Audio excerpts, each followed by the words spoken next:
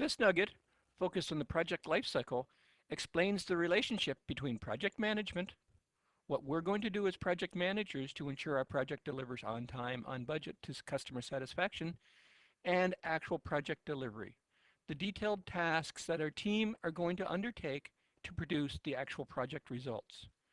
No project is complete without both. We need project management to again ensure that the project is on time, on budget, to specification, and we need project delivery, the actual execution, the actual delivery of the project steps itself. In terms of order of magnitude, there will be far more effort placed into the project delivery component of our project. This is where the entire team works. Project management is the oversight that we, the project managers, and our project team leaders will do to ensure that the project is delivering on time. This relationship between the project management processes and the project processes is very important for you to understand. The project processes, the analysis, the design, the development, the implementation are the actual activities, the steps that your project team is going to undertake to ensure that the project delivers the expected results. These are the project processes. The PM processes are the enveloping processes that are going to ensure we understand what it takes to do the analysis, the design, the development, the implementation.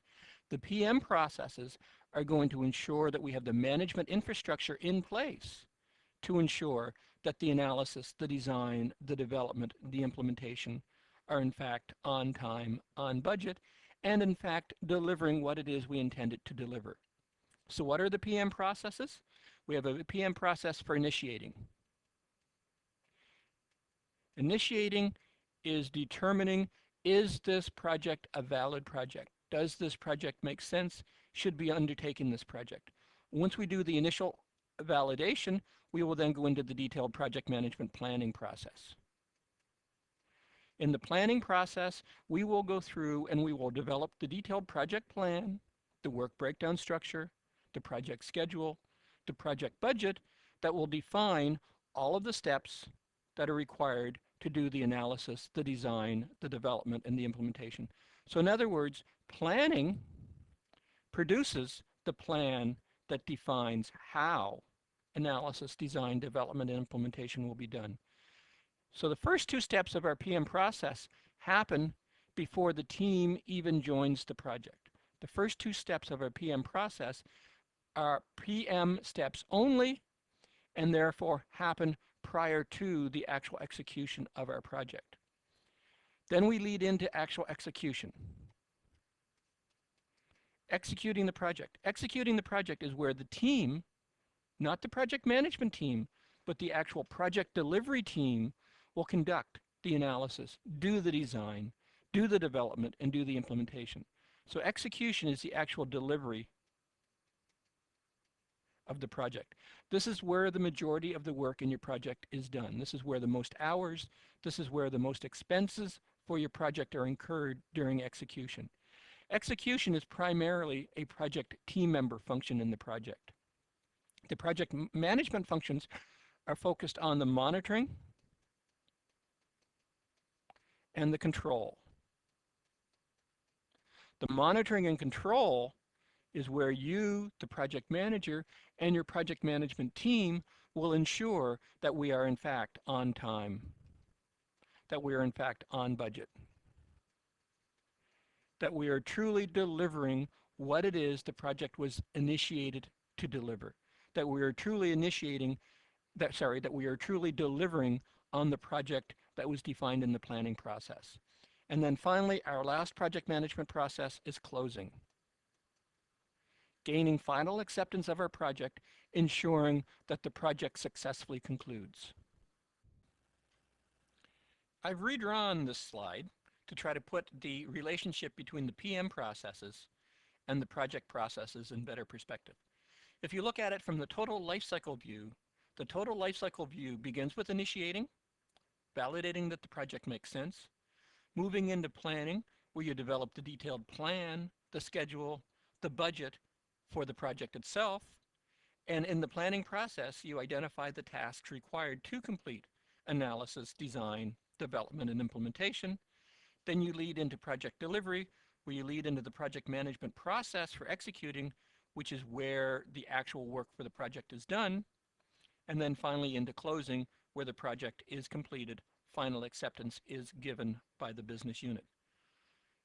Overriding all of that, monitoring and controlling all of that, is the PM process for monitoring control. So monitoring control begins when the project is actually initiated, so that we're ensuring the planning process itself is on track and delivering what is expected. As well, monitoring and control is active throughout the entire project delivery process, where each and every team member is responsible for contributing their piece of the information, their project status, their progress reports, into the monitoring and control process, so that the project management team can assess how well the project is doing, so that the project team can validate that the project is in fact on track and delivering to expectations. The PMBOK guide deliberately refers to the project management components, initiating, planning, executing, monitoring, and controlling, and closing, as process groups, not life cycle activities. Why? Because these process groups, initiating, planning, executing, monitoring, and controlling, and closing, can happen once per project or once per phase of a project.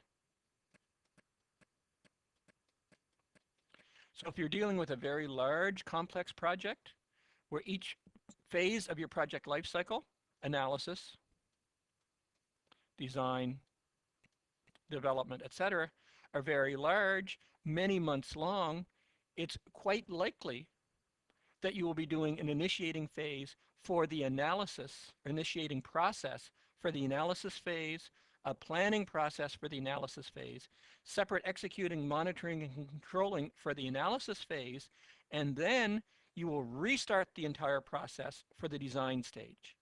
So you will reinitiate the project at the beginning of the design. You will reassess the feasibility of the project based on the new information that you have at the end of analysis. How large, how complex is the project going to be?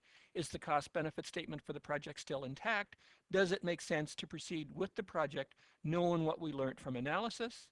Assuming the answer is yes, that the initiating phase still makes sense, you would go through and develop a detailed plan for the design stage.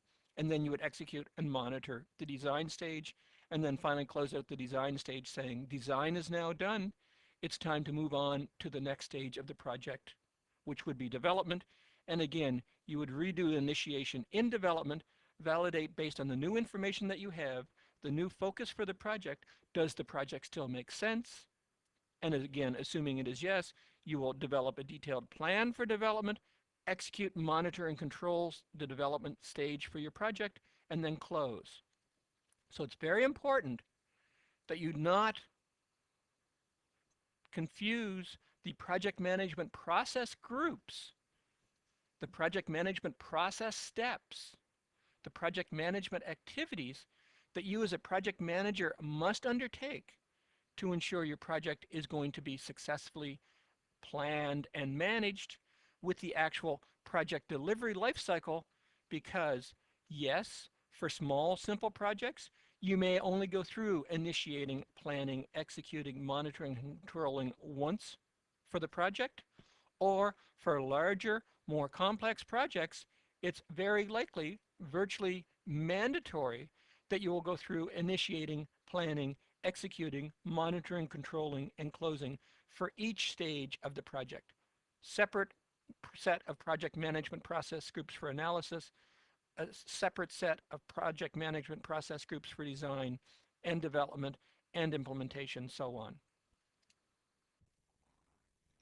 In order to better understand how the 5 project management processes, initiating, planning, executing, monitoring, and controlling, and closing, work in an overall project environment, and whether that is by phase or for the overall project itself, it's important to look at the level of involvement. So if we look at it over time and over level of effort, and we look at initiating. Initiating is very much an intense but short brief activity at the very beginning of the project where the initiation takes place. Up front, validating that the project makes sense, validating that there is reason and justification to produce the results of the project. Then we get into the planning stage, and the planning stage ramps up very quickly, reaches a peak early in the project, and then levels off, but continues throughout most of the project, and only will stop at near the tail end of the project. So this is planning. Why does planning happen across the entire project lifecycle? Why is there an intense period up front in the project? The intense period up front from the initiation to this point is where the preliminary initial project plan is developed. This is where the preliminary project scope statement is developed. This is where the preliminary work breakdown structure, risk management plan, human resource management plan, all of the initial planning for the project happens in this initial phase. So what happens to constitute planning for the duration of the project? That's the ongoing planning, or in some instances replanning, associated with actual project delivery. So at week 3, week 5, week 10 in project delivery, you recognize the project is off track, you're running late. It's the replanning activities associated with bringing the project back onto track. More appropriately, the ongoing planning activities in your project duration delivery is related to change management. As new changes are introduced to the project, as you need to add functionality, as you need to remove functionality, each change in your project needs a mini planning process.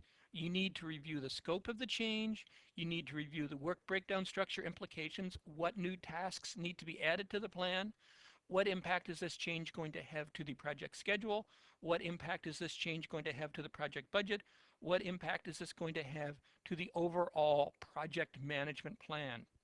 So planning, again, starts at the beginning of our project and then slowly peters off as the project delivers until almost the end of the project, because you can have changes throughout the delivery of your project.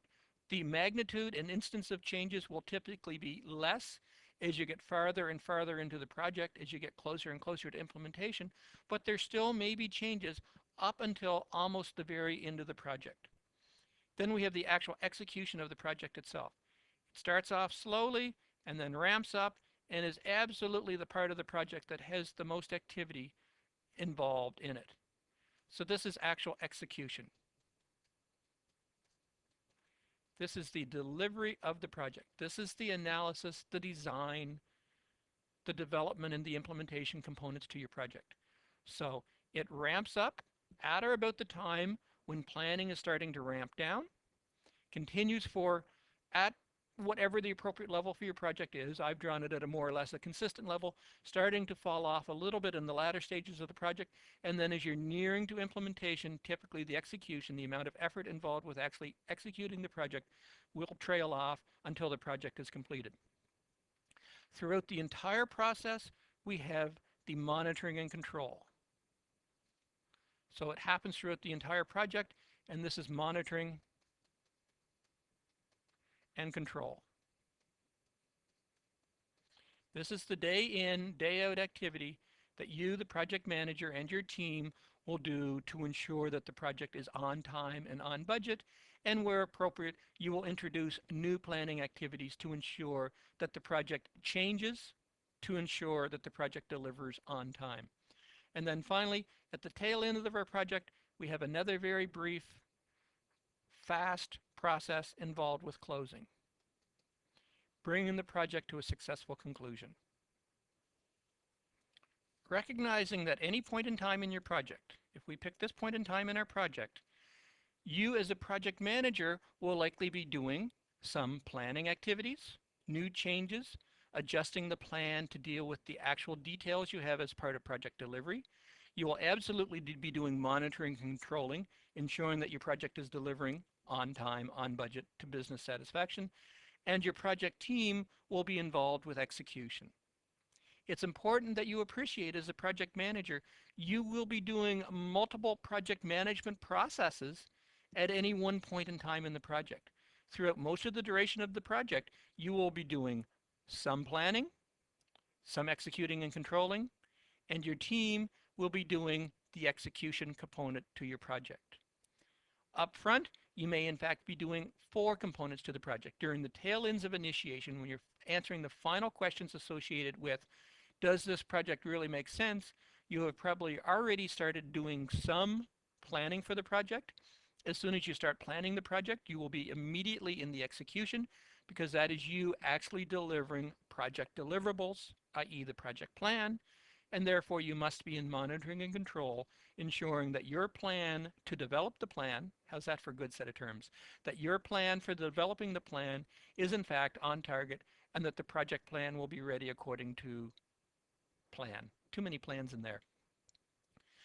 This approach, wearing multiple hats, involved with planning, execution, controlling and monitoring and controlling throughout each and every day of the project delivery lifecycle, is critical that you understand this. You aren't simply doing monitoring and control, or you aren't simply monitoring your project team's execution. You as a project manager are involved in many components to the project management processes at each and every stage in the life cycle. It's also important to recognize that this cycle of initiating, planning, executing, monitoring and controlling and closing can happen multiple times throughout your project.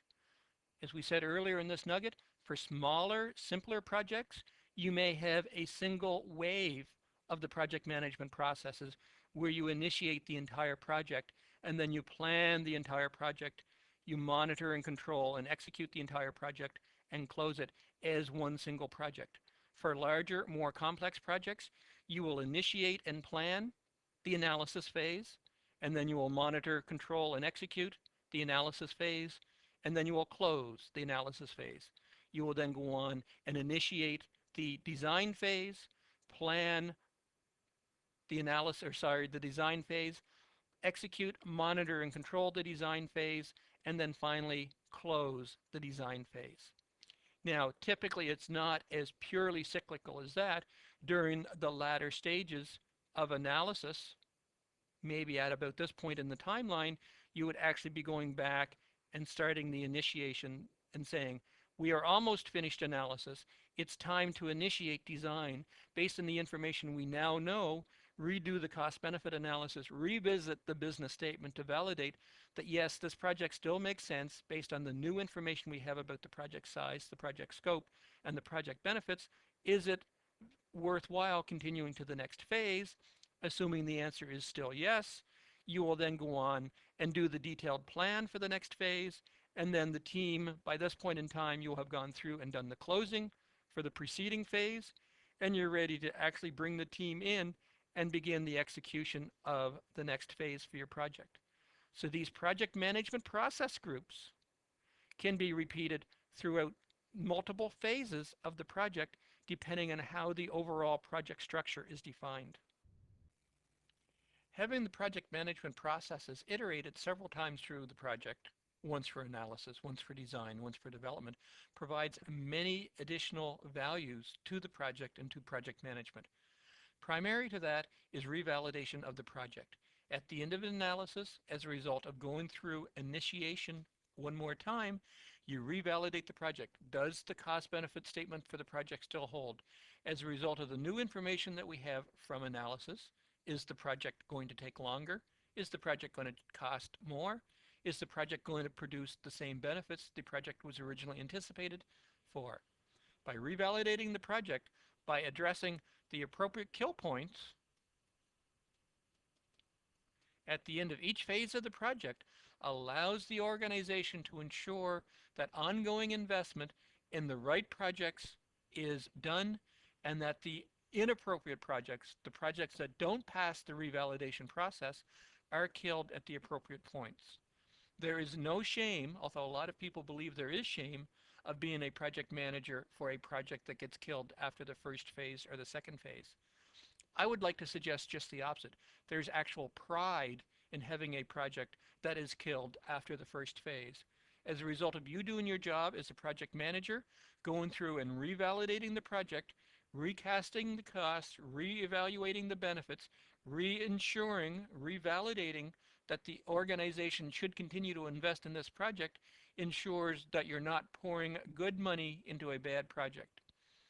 Revalidating of a project and killing projects where appropriate should not be considered of wasting the $20,000 or $50,000 or $75,000, whatever was invested in the first phase of the project. It's not wasting that money, it's ensuring that you're not wasting the subsequent $75,000 or $100 or $250 or whatever the subsequent cost for the project would be. So you're revalidating the project and ensuring that your organization is investing in only the right projects and that only the right projects proceed past each of the kill points, each of the multiple iterations of project management. Assuming that you do pass the kill point, that the project still makes sense, it allows you to replan the project. It allows you to redevelop the work breakdown structure, re-identify the work components, re-identify the risk elements, replan the entire remaining phases for your project so that you are in fact delivering the right things based on the additional information that you have as a result of completing the previous phases for the project. So it allows you to refine and improve and ensure that your project delivery approaches absolutely matches the refined understanding that you now have of the business requirements for which the project was originally initiated.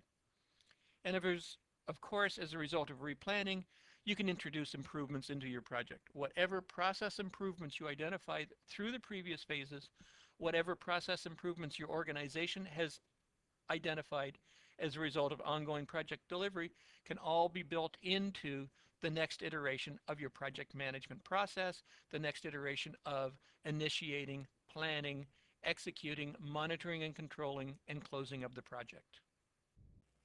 This nugget focused on the project lifecycle, differentiating project management processes, which are initiating, planning, executing, monitoring and controlling, and closing, and the actual project delivery steps, the steps that the project team will be taking to deliver the project results, whether that's analysis, design, development, and implementation, as would be the case with an IT project, whether that is building a foundation, putting on floors, walls, roofs for the construction of a home.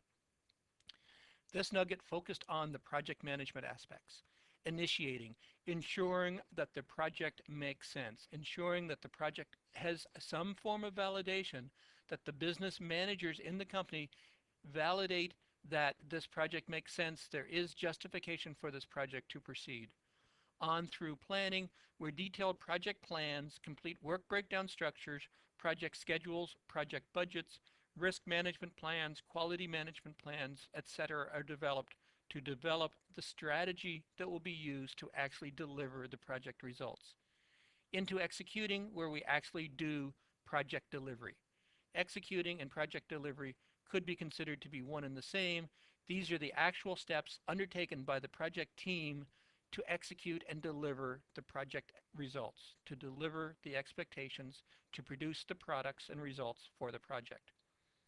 On through monitoring and control, which are the activities that we as the project management team participate in to ensure that the executing steps are acting, developing, being produced in accordance with the overall project plan.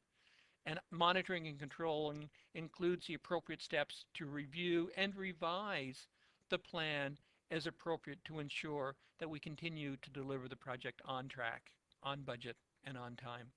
And finally, closing to ensure that the project is properly closed, that lessons learned are gathered, and that the organization benefits from the lessons and experiences and reusable material that can be used from your project onto other projects. There are many steps associated with initiating through closing. The detailed steps related to each of the project management activity groups involved with initiating, planning, executing, monitoring, and controlling, and closing will be addressed through the nuggets contained within this series. This concludes our nugget on the project lifecycle. I hope this video has been informative for you, and thank you very much for viewing.